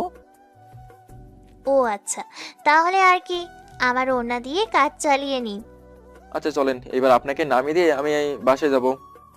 ও আচ্ছা, তাহলে আর কি আমার ওড়না দিয়ে কাজ চালিয়ে দিচ্ছি। না না, অনেক সাহায্য করেছেন আমার, আর কোনো সাহায্য লাগবে না, আমি একাই বাসায় চলে যেতে পারবো। একা যেতে পারবেন আমি জানি, কিন্তু এখন রাত, আর আমার জন্যই রাতের বেলা আপনি এখানে এসেছেন, তাই আমার দায়িত্ব আপনাকে পৌঁছে দেওয়া। আমি বাসায় যাব না, আমার এক ফ্রেন্ডের বাসায় যাব। বাসায় তাই বলে এসেছি, আমাকে ওদের বাড়িতে নামিয়ে দিলেই হবে, আব্বু এসে আমাকে নিয়ে যাবে। আমি অধরাকে ওর বান্ধবীর বাসায় নামিয়ে দিলাম, তারপর বলল, আচ্ছা তাহলে যান, সাবধানে যাবেন, আর কষ্ট দিলাম কিছু মনে করবেন না। আরে না না, মনে করার কি আছে, আর আপনাকেও তো কষ্ট দিয়েছি। আমি কখন বললাম আপনি আমাকে কষ্ট দিয়েছেন? তো আমি সেটা কখন বললাম? না, আমি আপনার চেহারা দেখে বুঝতে পেরেছিলাম আপনি বিরক্ত হচ্ছেন। হ্যাঁ, প্রথমে বিরক্ত লাগলেও রাস্তায় যেতে যেতে যখন ওদের ভবিষ্যৎ পরিকল্পনা শুনছিলাম তখন খুব ভালো লেগেছিল। আচ্ছা এখন আমি যাই। হ্যাঁ আচ্ছা যান, আর আর আমি আপনাকে ফোন দিতে পারি, ধরবেন কিন্তু। আচ্ছা ঠিক আছে, আল্লাহ হাফেজ। তারপর আমি বাসায় চলে আসি, আর আম্মু বলছে, ওই তো এসেছে মহারাজ, সারাদিন টোটো করে ঘুরে বেড়ায়, আসছে, আর কোনো কাজ নেই তো। আম্মু এমন ভাবে বলছো কেন? কতদিন পর গ্রামে এসেছি, একটু ঘুরতে তো মন চায় আমার। তাই বলে না খেয়ে শুধু ঘুরবি? আর রাত করতে হবে কেন? হ্যাঁ, জানিস না এমনিতে আমাদের শত্রুরা সুযোগ খুঁজে বেড়ায়। আম্মু আমাকে নিয়ে টেনশন করতে হবে না। আচ্ছা যা, ফ্রেশ হয়ে আয়, খেতে দিচ্ছি। এই রে, আমি এখন খাবো কিভাবে? এমনিতে একটু বেশি খেয়ে ফেলেছি, তার উপর যদি এখন খেতে বসি পেট ফেটে যাবে। কি রে, বিড়বিড় করে কি বলছিস? আসলে আম্মু আমি বাইরে খেয়ে আসলাম মাত্র। কি খেয়েছিস তুই? এই তো আম্মু, হোটেল থেকে মাছ দিয়ে ভাত। মিথ্যা বলার আর জায়গা বাসটা, তাই না? এটা কি শহর পেয়েছিস নাকি? হ্যাঁ, রাতের বেলায় হোটেলে তোর জন্য ভাত রান্না করে রেখে দিবে। ইস, ধরা খেয়ে গেছি। আমি বারবার ভুলে যাই আমি এখন গ্রামে। আমি বললাম, আম্মু আমি খাবো না, আমি ঘুমাতে গেলাম, আমাকে ডেকো না বলে আমার রুমে গিয়ে দরজা আটকে দিলাম। ফ্রেশ হতেও পারলাম না। আমি জানি বাইরে থাকলে আম্মু আমাকে জোর করে হলেও ভাত খেয়ে ছাড়বে। বিছানা ঠিক করে শুয়ে পড়লাম। মাহিন, রনি ওরা যাত্রা দেখতে গেছে। বাসা থাকলে আড্ডা দিতে পারতাম। ফোন পাশে রেখে শুয়ে আছি, ঘুম ঘুম ভাব চলে এসেছে। হঠাৎ ফোন কেঁপে উঠলো। আমি জানি এমন সময় আর কে ফোন দেবে, নিশ্চয়ই অধরা। ফোন হাতে নিয়ে দেখি সত্যি অধরা ফোন দিয়েছে। রিসিভ করলাম। এই যে মিস্টার, কি করেন? শুয়ে আছে, আপনি? বসে আছি। বাসায় গিয়ে শুয়ে পড়েছেন? অনেক ক্লান্ত নাকি? আরে তা না, আসলে বাইরে থাকলে আম্মু খাওয়ার জন্য ডাকবে, তাই রুমে এসে শুয়ে আছি। আপনার জন্য মিথ্যা বলে ধরা খেয়েছি। আমার জন্য আবার কিসের মিথ্যে বলেছেন? বলছি হোটেল থেকে খেয়ে এসেছি। আরে হাসছেন কেন? যা পারেন না তা করতে চান কেন? সেই ছোট থেকেই দেখে আসছি, কোনোদিনই মিথ্যে বলে কাউকে ধোকা দিতে পারেনি, সব সময় ধরা খেয়েছেন। আরে আমি তো মাঝে মধ্যে ভুলে যাই যে আমি গ্রামে আছি। আচ্ছা বাতি, পাশের গ্রামে যাত্রা হচ্ছে, সবাই গেল, আপনি গেলেন না? যাওয়ারই প্ল্যান ছিল, আপনার জন্যই যেতে পারলাম না। আমি কি আপনাকে যেতে না করেছি? না করেননি, কিন্তু কাঁধে একটা দায়িত্ব দিয়েছিলেন, তা পালন করতে করতে আর যাওয়া হলো না। তার জন্য কি আপনার মন খারাপ? একটু। তাহলে চলেন আমরা দুজন গিয়ে দেখে আসি, বেশি দূর না তো। মাথা খারাপ আমার? এই রাতের আধারে দুজন ছেলে মেয়ে কোথাও যাচ্ছে, আপনার কি মনে হয় গ্রামের মানুষ দেখলে ছেড়ে দেবে? সেটাও ভাবার বিষয়, আপনি তো আবার ভূতে ভয় পান, তা না হলে একাই যেতে পারতেন। আপনাকে আর সেটা বলতে হতো না। আচ্ছা, ঘুম পাচ্ছে আপনার? না, এত তাড়াতাড়ি ঘুমানোর অভ্যাস নেই। তাহলে আমার সাথে কথা বলে মন ভালো হয়ে যাবে। আচ্ছা, আজ যে রান্না করে নিয়ে এসেছিলেন সত্যি কি আপনার হাতের রান্না ছিল? হ্যাঁ, আমি রান্না করে নিয়ে গিয়েছিলাম। অসাধারণ হাতের রান্না। আবার খেতে ইচ্ছে করছে? আচ্ছা, অন্য একদিন রান্না করে খাওয়াবো। কথা বলতে বলতে 3 ঘন্টা পার হয়ে গেছে, বুঝতেই পারিনি। তারপর আমি বললাম, এই ঘুমাবেন না? কেন, আপনার ঘুম পাচ্ছে? হ্যাঁ পাচ্ছে। আচ্ছা ঘুমান তাহলে, গুড নাইট। তারপর ঘুমিয়ে গেলাম। দিনগুলো এমনভাবে কাটতে লাগলো। রাতে অদরের সাথে কথা বলে, দিনে দেখা করে মাঝে মধ্যে ওকে নিয়ে ঘুরতে যেতাম। কেউ সেটা জানতো না। আমি বললাম, আচ্ছা আমরা যে এইভাবে চুরি করে ঘুরতে বের হই, যদি আমাদের পরিবারের লোক সেটা জানে তাহলে কি হবে ভাবতে পারছেন? কি আর হবে, 2-4টা চট, এর বেশি কিছু হবে না। হ্যাঁ, কিন্তু আমরা তো মনে হয় আপনাকে বাসা থেকে বের হওয়া বন্ধ করে দেবে। আরে আমার আব্বু এত খারাপ না। আর আপনার কি মনে হয় আমি আপনার সাথে ঘুরতে বের হই, আব্বু তা জানে না? এই পুরো একটা ইউনিয়নের চেয়ারম্যান আমার আব্বু। সবাই আমার আব্বুকে চিনে। আর তার একমাত্র মেয়ে হলাম আমি। সবাই আমাকেও চিনে। এতদিন নিশ্চয়ই আব্বুর কানে এই কথাটা গেছে। আমি আপনার সাথে ঘুরি, কথা বলি। কই, আমার আব্বু তো কখনো আমাকে কিছু বলেনি। ওটা তো ঝড় হবার আগের লক্ষণ হবে। কবে কোথা থেকে ঝড় আসবে বুঝতেই পারবেন না। আমি সেসবে পরোয়া করি না। 15 দিন পর রাতে শুয়েছিলাম, এমন সময় অধরা ফোন দিল। রিসিভ করা মাত্র বলল, এই জানেন কি হয়েছে? কি হয়েছে? আয়শারা তো ফিরে এসেছে। ওদের ফ্যামিলি থেকে মেনে নিয়েছে। এখন নাকি অনুষ্ঠান করে আবার বিয়ে দিবে। কি সত্যি নাকি? আপনাকে মিথ্যে বলে লাভ আছে আমার? কাল নাকি আয়শা আমাদের বাসায় আসবে। পরদিন বিকেলবেলা আবার অধরার ফোন। হ্যাঁ ম্যাডাম, বলুন কি বলবেন? রাস্তায় বের হন, কথা আছে আপনার সাথে। সিরিয়াস কোনো কথা নাকি? বের হলে বুঝতে পারবেন। আচ্ছা, একটু অপেক্ষা করুন, আমি আসছি। বাড়ি থেকে বের হয়ে হাঁটা ধরলাম। এতক্ষণ লাগে আসতে? সেই তখন থেকে আপনার জন্য অপেক্ষা করছি। আরে আপনারা এখানে কিভাবে? ভুলে গেলেন নাকি কাল রাতে বলেছিলাম না যে আজকে ওরা আসবে? ও হ্যাঁ, ভুলে গেছিলাম। ভালো আছেন আপনারা? হ্যাঁ ভাইয়া, অনেক ভালো আছি। আপনি কেমন আছেন? হ্যাঁ, আমিও ভালো আছি। আচ্ছা, ভাইয়ার নাম কি যেন ভুলে গেছি। ওর নাম রাব্বি। রাবি ভাইয়া কেমন আছেন? হুম ভাইয়া, ভালো আছি। আপনাকে যে জন্য ডেকে আনা হলো, এই আয়শা বল তুই। ভাইয়া, আপনারা দুজন আমাদের অনেক সাহায্য করেছেন, তাই আমরা দুজন চাই আমাদের বিয়ের সকল কিছু দেখাশোনা আপনারা দুজন করবেন। অধরা থাকবে মেয়ে পক্ষে আর আপনি ছেলে পক্ষে। ভাইয়া, ওদের আপু এখানে সব কিছু দেখাশোনা করবে, আর আপনি আমার সাথে আমার বাসায় যাবেন। আচ্ছা, বিয়ে কবে? আগামী শুক্রবারে বিয়ে, কিন্তু আপনাকে যেতে হবে মঙ্গলবারে। এই আপনি কি বলেন? আমি কি বলবো, এখন আপনার উপরেই সব। আপনি যা বলবেন তাই হবে। আচ্ছা, আমি রাজি। তাহলে আমিও রাজি। তারপর 4 জন মিলে ঘুরতে লাগলাম। ভাইয়া, একটা কথা বলবো, কিছু মনে করবেন না তো? না ভাইয়া, বলুন আপনি। আপনাদের দুজনকে পাশাপাশি খুব ভালো মানিয়েছে। রাব্বির কথা শুনে লজ্জা লাগছে। ধুর ভাইয়া, কি যে বলেন না। সেদিন 4 জন মিলে অনেক মজা করলাম। মঙ্গলবার চলে আসছে, রাব্বি আমাকে নিতে এসেছে, অধরাও এসেছে।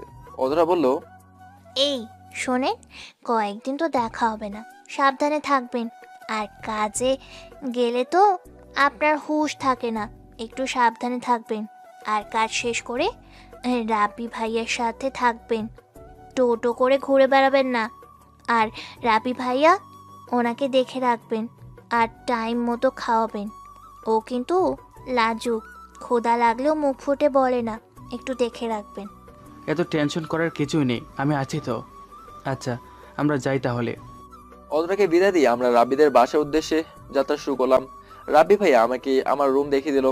যদিও বিয়ের এখনো অনেক দেরি আছে, তাই লোকজন নেই, শুধু বাসার কিছু লোক আর 2-1 জন আত্মীয় এসেছে। ভাইয়া, বিশ্রাম নিন, অনেক দূর থেকে এসেছেন। বিকেলবেলা আমাদের গ্রাম ঘোরাবো, নিয়ে যাব। আচ্ছা ভাইয়া, ঠিক আছে। আমি ফ্রেশ হয়ে শুয়ে পড়লাম। দুপুরবেলা রাবি আমাকে ডেকে তুলে দিল গোসলের জন্য। ভাইয়া, আপনি টিউবওয়েলে গোসল করেন?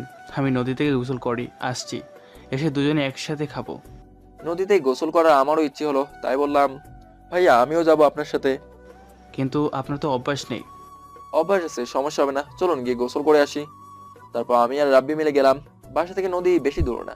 সত্যি যতটুকু গেছি, গ্রামটা আমাদের গ্রামের থেকে বেশি সুন্দর। অনেকদিন পর নদীতে গোসল করতে নামলাম, ভালোই লাগছে। ভাইয়া, বেশি গোসল করতে হবে না, চলুন বাসায়, না হলে আপনার ঠান্ডা লেগে যাবে। আর আপনার কিছু হলে ওদের আপু আমাকে ছাড়বে না। চলুন। বাসায় আসার পর দুজনে মিলে খেতে গেলাম। এই বাসা সবাই খুব মিশুক, শুধু আমিই মিশুক না, সবার সাথে সহজে মিশতে পারি না। যাই হোক, খাবার খেতে বসলাম। ভাইয়া, কি লাগবে নিয়ে খাবেন, না হলে চাইবেন? রাব্বি আমার প্লেটে খাবার বেড়ে দিল। আমি খেতে শুরু করলাম। যা দিয়েছিল তা সব শেষ করে ফেলেছি। আবার বলল, কি হলো ভাইয়া, কিছু তো নিলেন না? আমার পেট ভরে গেছে। আমি বুঝতে পারছি, লজ্জা পাচ্ছেন। আচ্ছা শুনেন ভাইয়া, এটা নিজের বাসা মনে করে থাকবেন। এটা বলে আবার আমার প্লেটে খাবার বেড়ে দিল। খেয়ে উঠে দুজন মিলে আড্ডা দিতে লাগলাম। সত্যি ভাইয়া, সেদিন আপনি না থাকলে কি যে হতো। তবুও তো শেষ পর্যন্ত মেনে নিল। হ্যাঁ, তবে সেদিন আমাদের ধরতে পারলে কিছুতেই মেনে নিত না। উল্টা আয়েশাকে অন্য কারোর সাথে বিয়ে দিয়ে দিত, আর আমি দেবদাস হয়ে যেতাম। আপনাদের রিলেশন কতদিনে ছিল? প্রায় 4 বছরের রিলেশন। তার আগে ওর পিছনে ঘুরতে হয়েছে গাওড়া মেয়ে একটা, যা বলবে তাই করবে। আমার সাহস ছিল না পালানোর, ও আমাকে বাধ্য করেছিল। জানেন কি বলছিল?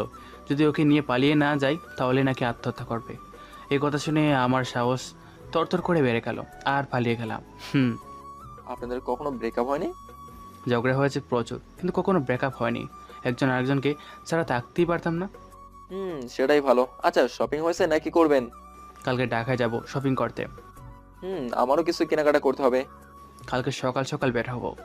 আরো কিছু কথা বলে দুপুর পার করলাম। বিকেলবেলা অনুভব করতে পারলাম আমার ঠান্ডা লেগে গেছে, কণ্ঠ চেঞ্জ হয়ে গেছে।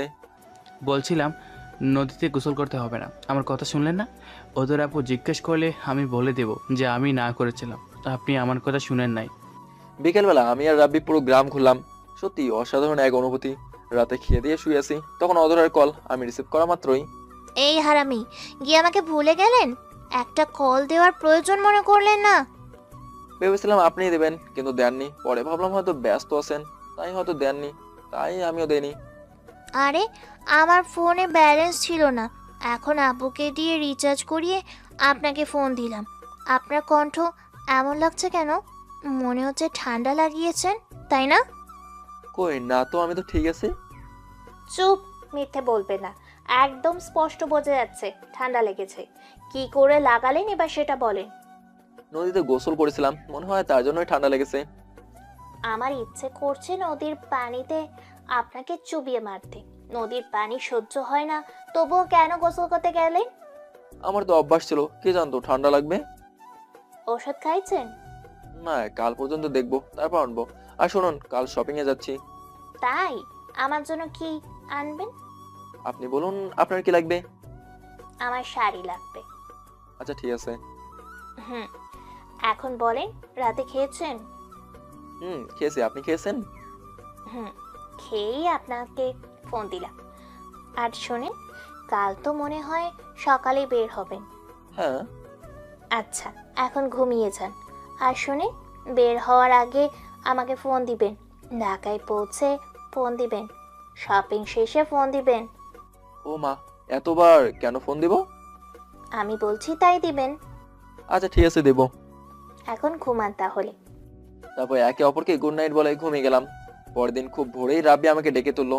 এনার মনে হয় বিয়ে করতেই আর তর সইছে না, এত সকালে কেউ কাউকে ডেকে তোলে। কিছু বলতে পারলাম না, উঠে দরজা খুলে দিলাম। ভাইয়া গোসল করে নিন। এত সকালে গোসল কেন? এখন গোসল করে খেয়ে দিয়ে না বের হলে 10টার বাসে যেতে হবে, 8টার বাস ধরতে পারবো না। এমনিতেই শীত পড়েছে, তার উপরে এত সকালে গোসল, সব মিলিয়ে বিরক্তিকর সময়। আমি গোসল করে নিলাম। রাব্বি নদীতে গেছে গোসলের জন্য। তারপর দুজন খেয়ে রেডি হয়ে বের হলাম। রাব্বি কথা বলছে আয়েশের সাথে, আর আমি অধরাকে ফোন দিলাম। কি, বের হয়েছেন? মাত্র বের হলাম। আচ্ছা, সাবধানে যাবেন। আর রাব্বি ভাইয়াকে দেখে রাখবেন, গ্রামের ছেলে তো, তাই। এত ভাবতে হবে না। আরে, আমি রাব্বি ভাইয়াকে নিয়ে ভাবতে কেন যাব? আয়েশা আমার মাথা খারাপ করে দিচ্ছে, ও তো টেনশনে শেষ হয়ে যাচ্ছে। টেনশন করতে না করুন। আচ্ছা, সাবধানে যাবেন। আর মনে আছে তো কি বলেছিলাম? হ্যাঁ, আমার সবকিছুই মনে আছে। 8টার বাস ধরে ঢাকাতে চলে আসলাম। এসে অধরাকে জানিয়ে দিলাম। শপিং মলে ঢুকে কেনাকাটা শুরু করলাম। প্রথমে কিনলাম রাব্বির জন্য, তারপর কিনলাম আয়েশার জন্য, তারপর ওদের পরিবারের জন্য। রাব্বি ভাইয়া, এত কেনাকাটা করবেন আগে বলবেন তো? কেন, আগে বললে কি হতো? মানুষ নিয়ে আসতাম বেশি করে। আচ্ছা চলুন, আগে একটা লাগেজ কিনে নেই, তাছাড়া হবে না। লাগেজ কিনে সবকিছু ভরতে শুরু করলাম। একটা ভরে গেছে, আরো বেশ কিছু বাকি আছে। আর একটা ছোট লাগেজ কিনে সেটাই ভরতে লাগলাম। ওনার সব কেনাকাটা শেষ, এখন আমার জন্য কিনবো। আমার জন্য কেনার পর আমি শাড়ির দোকানে গেলাম। রাব্বি বলল, ভাইয়া শাড়ির দোকানে কি করতে এলেন? শাড়ি কিনবো। তাই? কার জন্য কিনবেন? আছে একজন, পরে বলবো। না বললেও আমি সেটা বুঝতে পারছি, আপনি অতটা আপুর জন্য শাড়ি কিনবেন। সত্যিটা যখন বুঝতে পারছেন, তাই আর কথা বাড়াম না। শাড়ি কেনার পর সেটাকে সুন্দর করে প্যাকেট করে দিতে বললাম। বাসায় ফিরতে ফিরতে রাত 9টা বেজে গেল। ফ্রিজ হয়ে খাবার খেয়ে অধরাকে কল দিলাম। একটা অভ্যাসে পরিণত হয়েছে, রাত হলেই অধরার সাথে কথা বলতে ইচ্ছে করে। কথা বলে এক পর্যায়ে অধরা বলল, তো আমার জন্য কি কিনলেন? শাড়ি কিনেছি, বাট এখন সেটা বলবো না, একটু মজা নেবো। আমি বললাম, ও আমি তো আপনার কথা ভুলেই গেছি, সত্যি আমি খুব দুঃখিত। আরে দুঃখিত বলার কি আছে? আমি আপনার কে যে আমার জন্য কিছু কিনতে যাবেন? সমস্যা নেই। কিছু মনে করবেন না, ইচ্ছে ছিল কিন্তু মনে ছিল না। আমি কিছু মনে করিনি। এই আমি অনেক ক্লান্ত, ঘুমাই এখন। আচ্ছা ঘুমান। একদম বাচ্চাদের মতো, বাচ্চারা যেমন বায়না ধরে কিছু না পেলে যেমন করে, অজয়ের কথাগুলো শুনেও আমার তেমন লেগেছিল, হাসি পাচ্ছিল, কখন হেসে দেবো তাই কলটা কেটে দিলাম। এখন সমস্যা হলো, পাঠাবো কাকে দিয়ে? কি ভাইয়া, কিছু ভাবছেন নাকি? ভাইয়া শাড়ি তো কিনলাম, কিন্তু পাঠাবো কাকে দিয়ে? এটা নিয়ে বাবার কি আছে? আমার এক ছোট ভাই আছে না, ওকে দিয়ে কাল পাঠিয়ে দেবো। পরদিন রাব্বির ছোট ভাইকে দিয়ে শাড়ি পাঠিয়ে দিলাম। সাইকেল চালিয়ে গেছে, বেশি সময় লাগবার কথা না। একটা 25 মিনিট পর দেখি অধরা কল দিয়েছে। আমি ধরলাম।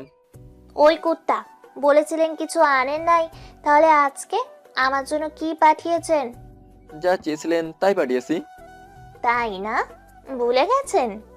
কি করে ভুলবো? ভুলেন নাই যখন বলেছিলেন কেন ভুলে গেছি? জানেন কত কষ্ট হয়েছে আমার? কেন কষ্ট হয়েছে? কেন কষ্ট হয়েছে জানি না, কিন্তু কষ্ট হয়েছে। আমি তো আপনার সাথে মজা করছিলাম শুধু। তাই বলে এইভাবে সামনে পেলে আপনাকে কামড়ে দিতাম। কেন কামড়াতেন কেন? ইচ্ছে করছে কামড়াতে। এই শুনুন, আজ থেকে একটু বিজি থাকবো। জানি, আর কাল তো গায়ে হলুদ। আপনি কি আয়েশাদের বাসায় থাকছেন নাকি বাসায় চলে যান?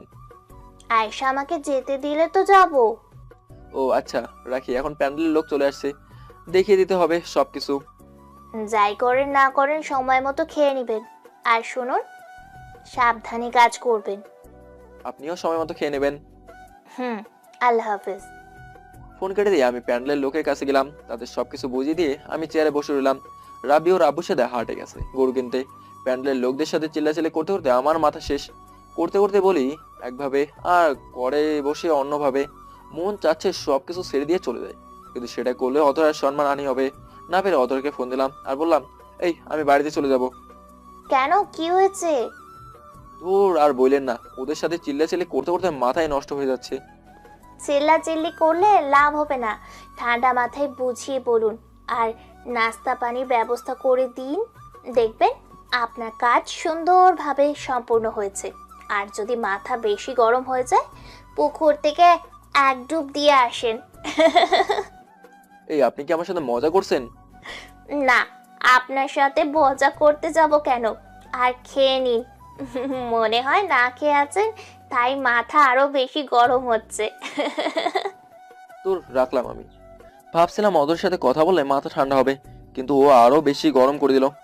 যাই হোক, অধরা যা বললো তা করেই দেখি। আমি বাজারে গেলাম, 7 আপ, বিস্কিট, চানাচুর কিনে আবার বাড়িতে আসলাম। এসে বললাম, আপনি অনেক কাজ করছেন, এখন আসেন হালকা নাস্তা করেন। সবাইকে নাস্তা পানি করিয়ে বললাম, দেখেন ভাই, আমি এই বাড়ির কেউ না, ছেলের একজন ভালো বন্ধু মাত্র, আর এইসব কিছু দায়িত্ব এসে পড়ছে আমার উপর। আপনাদের সাথে চিল্লাচিল্লি করে আমার কোনো লাভ নেই, কিন্তু একটু ভালোভাবে কাজটা করুন, তাহলে আমার সম্মানটা নষ্ট হবে না। তাদের আরো কিছু কথা বললাম, কাজে লাগিয়ে দিলাম। এখন আগের থেকে ভালোভাবেই কাজ করছে।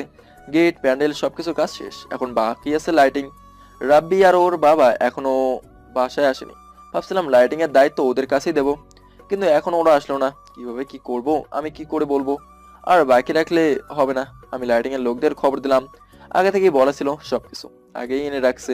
বলেছিল প্যান্ডেলের কাজ শেষ হলেই ওদের ফোন দিতে, ওরা এসে ওদের কাজ করবে। কি আর করার, সম্মানহানি ঝুঁকি নিয়ে নিজেই বলতে লাগলাম কোথায় কিভাবে লাইট দিয়ে সাজাতে হবে। ওদের কাজ শেষ, সন্ধ্যা 7টার সময় পুরো বাড়ি লাইট দিয়ে আলোকিত। যাই হোক, আমার তো ভীষণ ভালো লাগছে।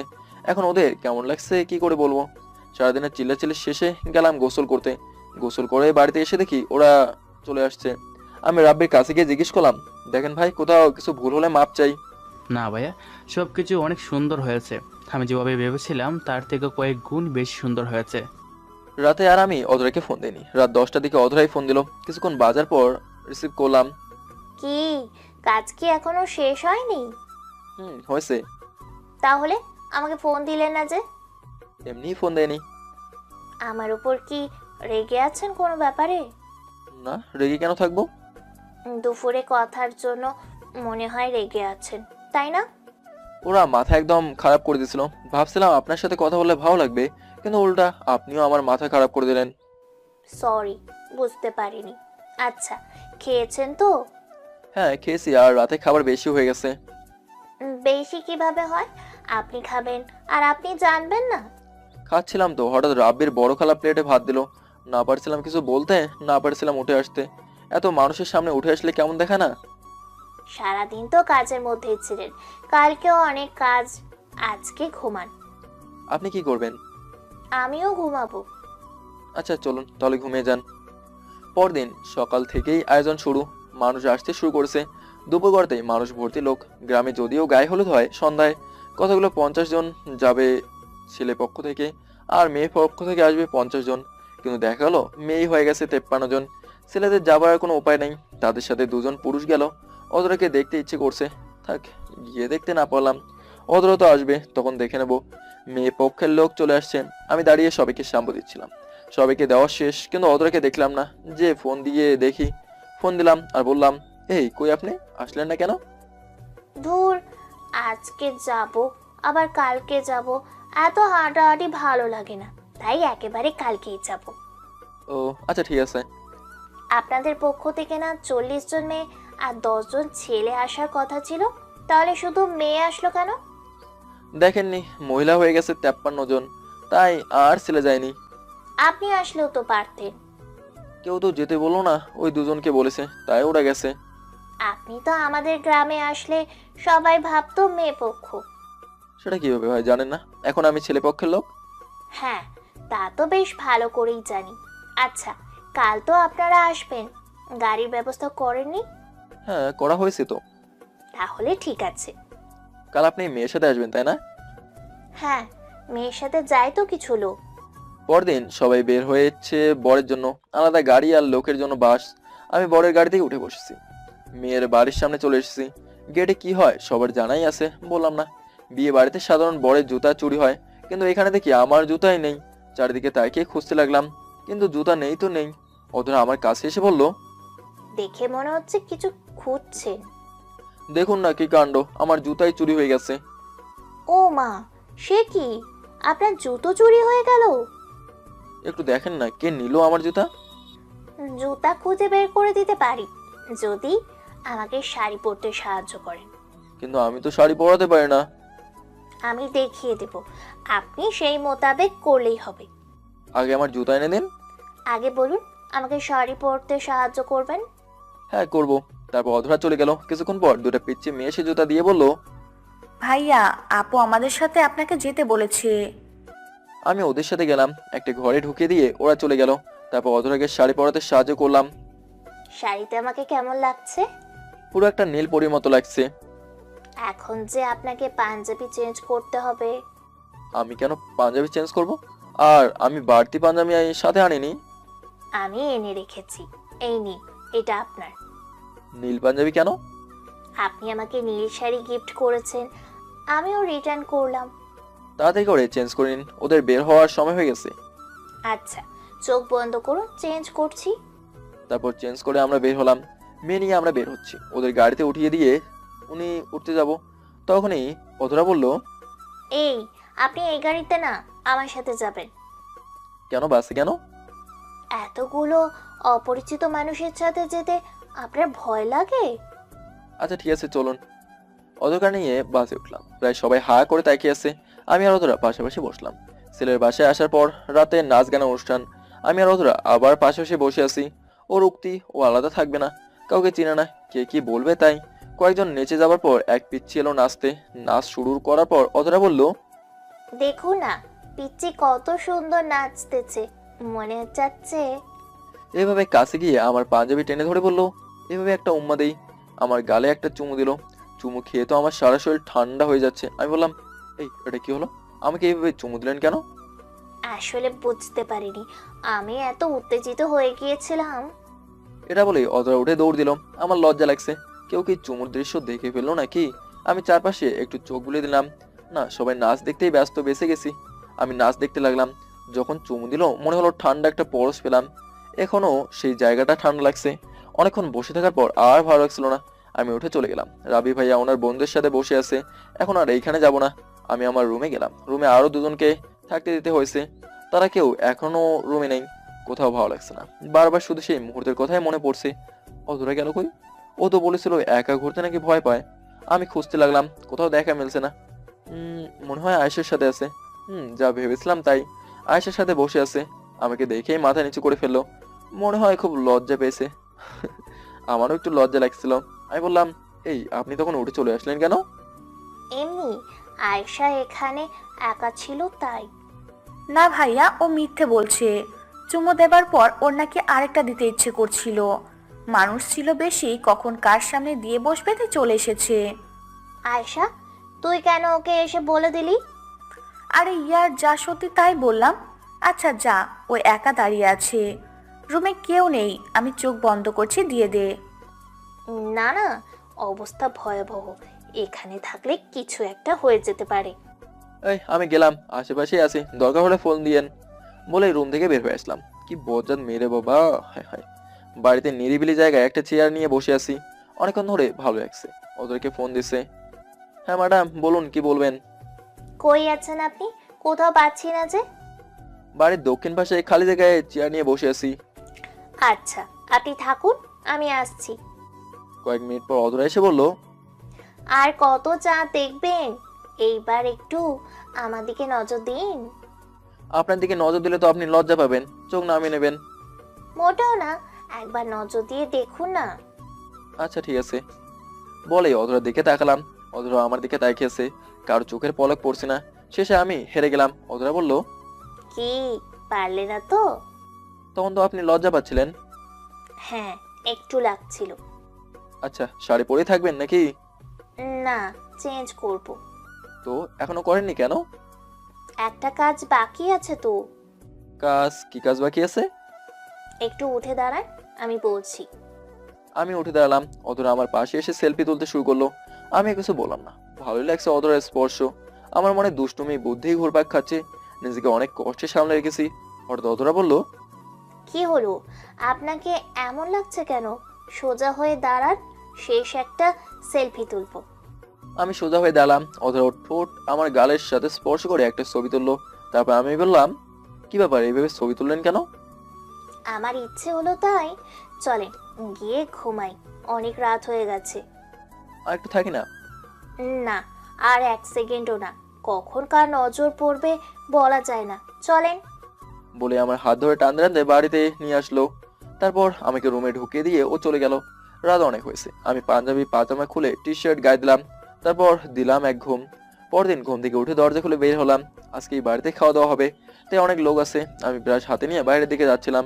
সবাই হা করে আমার দিকে তাকিয়ে আছে, কিন্তু ব্যাপার কি সেটা তো বুঝতে পারছি না। একজন বলে বসলো, ভাই, বাসুর কি রাব্বি ভাইয়ের হয়েছে নাকি আপনার? আমি বললাম, মানে কি বলতে চাচ্ছেন আপনি? ভাই, ঘরের ব্যাপার ঘরেই রাখাই ভালো, সবাইকে দেখিয়ে কি লাভ? কি দেখালাম ভাই? আপনার গালে দেখেন লিপস্টিকের দাগ লেগে আছে। তার কথা শুনে কাল রাতের কথা মনে পড়ে গেল। ওরা কালকে কি করছিল। ইস রে, মান সম্মান সব শেষ। বলেই দিলাম এক দৌড়ে নদীর পাড়ে চলে এসেছি। ব্রাশের মধ্যে যে টুথপেস্ট ছিল আঙুল দিয়ে উঠিয়ে গালে লাগিয়ে ধুয়ে নিলাম। বজ্জাত মাইয়া কোথাকার। কিস দিবি ভালো কথা, লিপস্টিকের কি দরকার ছিল? আমার মান সম্মান সব খেয়ে দিল। বাসায় আসার পর সবাই আমাকে দেখে হাসছিল। আমি তো লজ্জায় শেষ। সবাই তো জানে আমার বউ নেই, আর আমি এখানে একা এসেছি। সবাই হয়তো ভাবছে এখান থেকে কোনো মেয়ে পটিয়ে তার সাথে অকাম কুকাম করেছি। অধরাকে খুঁজতে লাগলাম। অনেকক্ষণ খোঁজাখুঁজি পর দেখলাম এক ঝাঁক মেয়ের মধ্যে বসে আছে।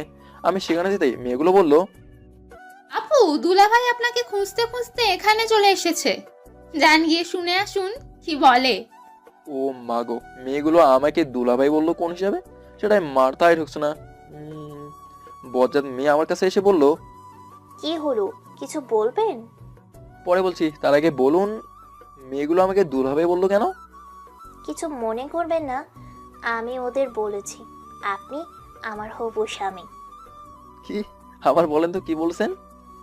আপনি আমার হবু স্বামী, তাই বলেছি। ও মা গো, এত বড় মিথ্যে কথা কেন বলছেন? কি করব, বিয়ে বাড়ির ছেলেগুলো এত ফাজিল, মেয়েগুলোকে দিয়ে প্রপোজ পাঠিয়েছিল। আমি আপনাকে দেখিয়ে বলেছি আমার বিয়ে ঠিক হয়ে গেছে, আর উনি আমার হবু স্বামী। কিছু মনে করবেন না, নয়তো ওই ছেলেগুলো আমাকে অনেক ডিস্টার্ব করতো। আচ্ছা কিছু মনে করবো না, কিন্তু আপনার জন্য তো আমার মান সম্মান সব শেষ হয়ে গেল। আসলে বুঝতে পারছিলাম না কি বলবো, আপনাকে দেখে মনে হলো তাই।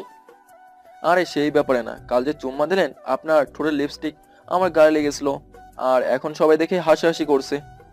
দূর, এতে সম্মানহানির কি আছে? কি নেই তাই বলেন? সবাই জানে আমি অবিবাহিত, আমার বউ নেই, আর আমি একা এসেছি। একা এসেছিলেন এইটুকু ঠিক আছে, কিন্তু সবাই এটাও জানে আমি আপনার হবু বউ। সো এত লজ্জা পাওয়ার কিছু নেই, বুক ফুলিয়ে হাঁটুন। আরে আরে, কি করেন? বুক উঁচু করছেন কেন? ওমা, আপনি না বললেন বুক ফুলিয়ে হাঁটতে? আরে কথার কথা বলেছি। আর কি সব পরে আছেন? যান গিয়ে ভালো জামা পরেন। কেন, এটা কি ভালো না? সাদা টি শার্টে আপনাকে একদম বাজে লাগছে। লাগুক, আমি এটাই পরে থাকবো।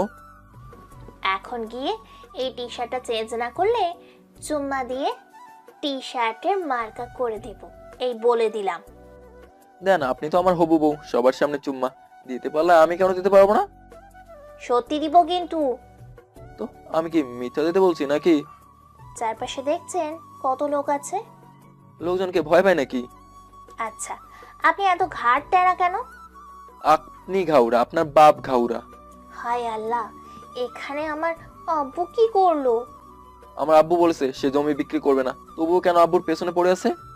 আচ্ছা বাদ দিন, আজকে দুপুরে আমরা নদীতে গোসল করতে যাব। আচ্ছা ঠিক আছে, যাব। দুপুরবেলা সবাই বের হচ্ছে, অদরা আমাকে ডেকে নিয়ে গেল। ছেলে কম মেয়ে বেশি। যাবার সময় সবাই বলা বলি করে যাচ্ছিল নদীতে গঙ্গা মা আছে, সে নাকি মাঝে মধ্যে নদীর মানুষ ধরে নিয়ে যায়। গ্রামে এমন অনেক কাহিনী আছে, মুরব্বীদের কাছ থেকে শুনেছি, কিন্তু নিজে কখনো প্রত্যক্ষ করিনি। নদীর পাড়ে চলে এসেছি। অদরা আমাকে বলল, আচ্ছা আপনি এখানে বসে থাকুন, আমরা গোসল করে আসছি। কেন আমি বসে থাকবো কেন? আমি কি গোসল করবো না? হ্যাঁ অবশ্যই করবেন, তবে বাসায় গিয়ে টিউবওয়েলে।